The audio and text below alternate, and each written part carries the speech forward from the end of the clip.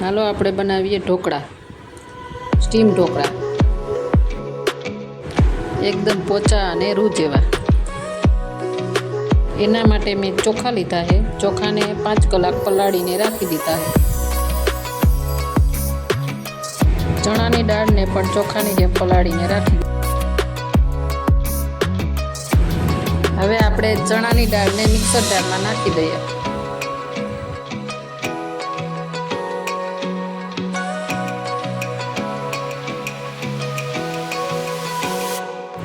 હવે ચોખાને પણ મિક્સર જારમાં નાખી દઈએ. હવે તેમાં થોડી છાશ નાખશું.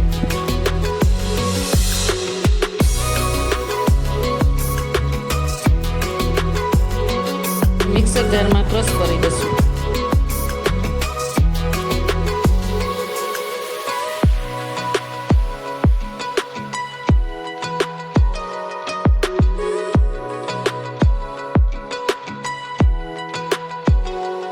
હવે આપણું ઢોકળાનું બેટર તૈયાર થઈ ગયું.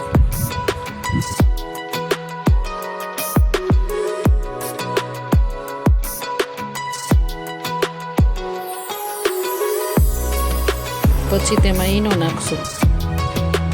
તેનાથી ઢોકળા પોચા રૂ જેવા બને. હવે બેટરમાં અડધી ચમચી હળદર નાખશું.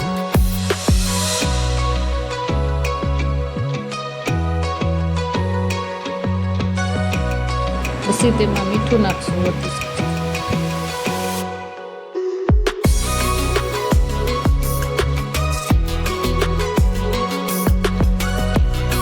અડધી ચમચી જીરું નાખશું.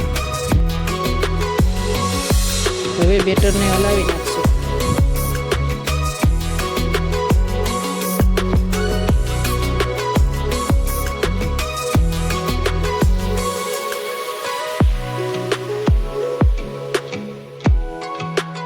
ખીરું એકદમ આવું કરવાનું.